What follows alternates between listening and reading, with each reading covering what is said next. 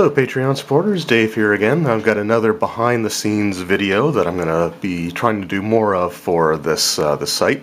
And so what I want to do today is just kind of show the setup and the process that I go through when it comes to doing a video where I have like miniature setup to create some sort of scene.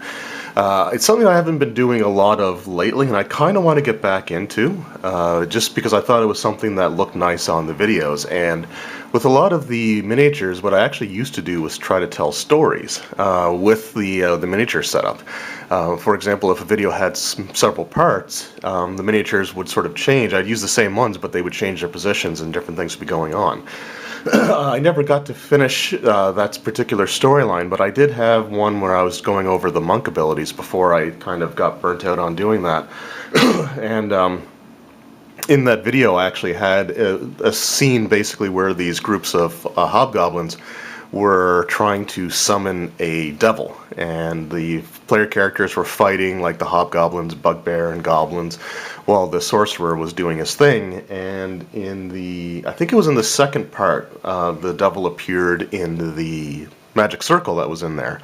And from there, I just never got to finish it with the player characters defeating it. But anyway, so like I said, I kind of want to get back into using miniatures, just as something to kind of look at while I'm talking in the videos.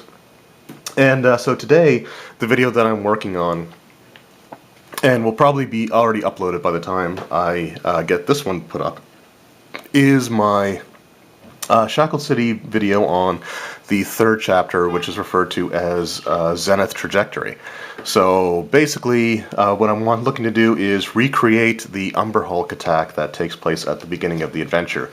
So the characters are just kind of strolling through the marketplace when all of a sudden this Umber Hulk sort of bursts out of a warehouse and starts, causing a lot of damage to the nearby buildings, and it's just looking to create all kinds of chaos. And it's a really cool encounter, it's a really involved encounter, and I wanted to show just a little bit of that in this video while I'm sort of talking, and just have something sort of in the background. So what I've got here are just a few basic things for my setup. For starters, I have just a group of human soldiers. Now these are actually Zhentarim soldiers from the old D&D minis game, but at the same time, what I want to do is just use these to sort of represent the guards. I have more, but I don't want to dig through. My minis are not organized at all. I don't want to dig through box after box after box. So I found these three. It's a D4 plus 1 that you can, the number of guards that would initially appear. So 3 is sort of the average result. So I've got them, and we'll sort of have those set up in a pattern as well. And normally I just use a series of adventures or miniatures that aren't necessarily named characters, just represent the archetype classes. And with this one though, I think I'm going to do a little bit different, where this is like the very first adventure path. I want to use, excuse me, I want to use some iconic characters. So what we've got here is a group of 5 adventurers, and we have Miley, the elven wizard, and she's actually Miley, so these are all actually named characters. Then we've got Jozan, the cleric of Pelor. We got there as well, so you can see Jozan. And then we've got Ragnara, who's a psychic warrior, and I decided to include her because, number one, I love the way the miniature looks. I think it's a really cool looking mini, and just to have something a little bit different in there as well. Then we've got Regdar, of course, our fighter, and we got Regdar there with his greatsword and scale armor. And then last but probably least, we have Devis the Bard. And I decided to include Devis instead of a traditional rogue, mainly because I had trouble locating my iconic rogues. I have 2 of them. There was Kerwin, who was in the Player's Handbook for 3.0. Actually, I think is in both the 3rd edition Player's Handbooks under the description section where you're getting to alignments. And I have Lita. But Lita's inside of a box set that she came with, and I don't really want to disrupt that too much. And you know what? I thought, why not go with the Bard? They have a lot of the same skills.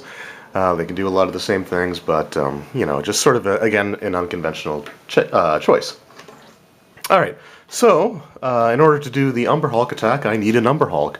Now, I do have one from the original Harbinger set of D&D minis, but again, that's buried away in any number of boxes with minis in it, and I don't want to spend an hour sifting through miniatures.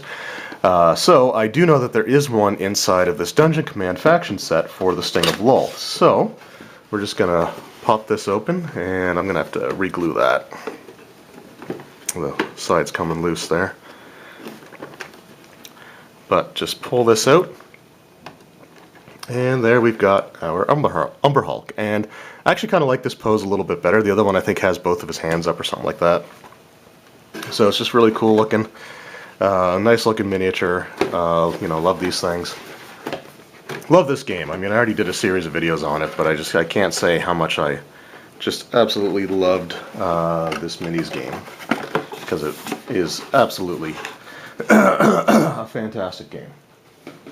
All right, so we've got our miniature set up, so we just sort of need to set up the table itself. So you can see back here, I'm recording this actually at our kitchen table.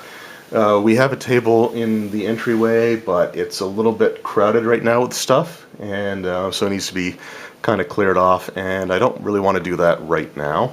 And this one has sort of easier lighting because there's this big overhead fluorescent light, which I think works a lot better, because where the other table is, it's sort of in a corner and the natural light is blocked, and there's the one overhead light, but it's kind of got a bit of an orangey light to it. And in previous videos where I've zoomed in on a white page, it really reflects the sort of orangey lighting, and it made it look like, you know, orange when I was zoomed in, which is kind of weird, but just one of the things with the camera. So I don't really want the wall showing, though, too much in this particular video. So I've got my 3.5 Dungeon Master screen that I'm just going to set up once I get it out of the sleeve here, because I don't want to tear the sleeve.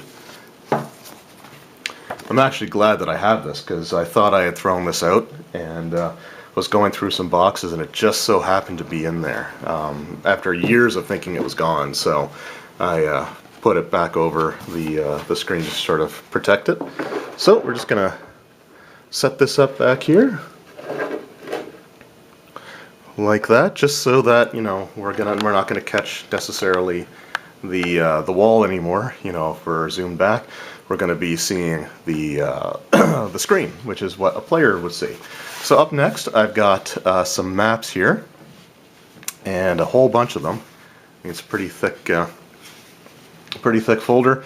So open that up, and I'm looking for something. I know I've got one that looks kind of like a marketplace.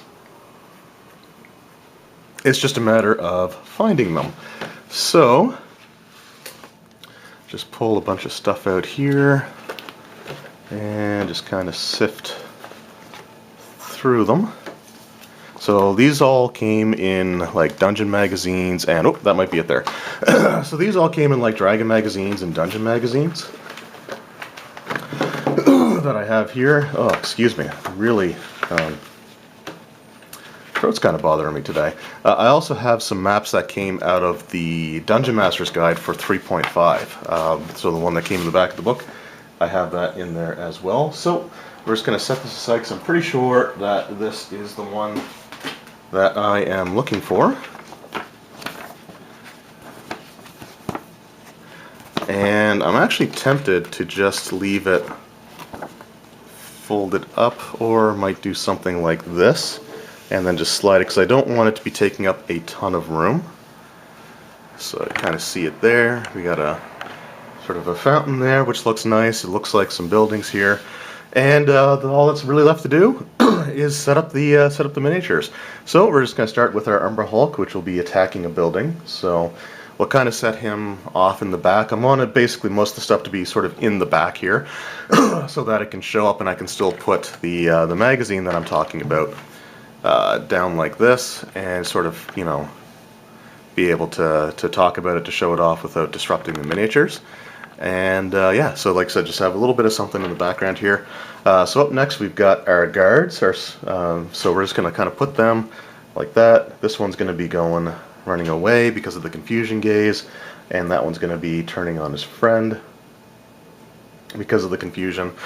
And then we got to get our party members in. So we're going to have Devis sort of in the back with Miley. And then you're going to have Regdar moving up. Ragnara kind of right there as well. And Jozan, we'll put Jozan right there. And that's basically going to be it. So I've got the setup there.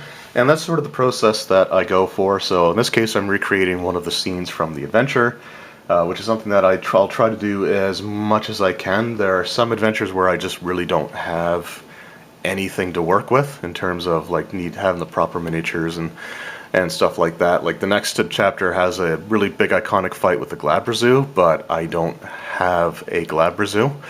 So I don't know exactly what I'm going to do there. I'll try to figure something out. I'll look through and see what other encounters are in that adventure. But anyway, so that's it. So I've got the setup, and if you're going to watch the review of, or if you've already seen the review of this particular adventure, Zenith Trajectory, then you're going to be seeing this exact setup, and that's kind of how I got there. So anyway, like I said, I just wanted to do a little bit of behind-the-scenes stuff, and so in a future video I'll kind of go over like some editing and stuff like that. Not that there's really anything I do for that. It's pretty basic. But anyway, thank you guys very much again for watching. I hope you enjoyed, and we'll see you next time.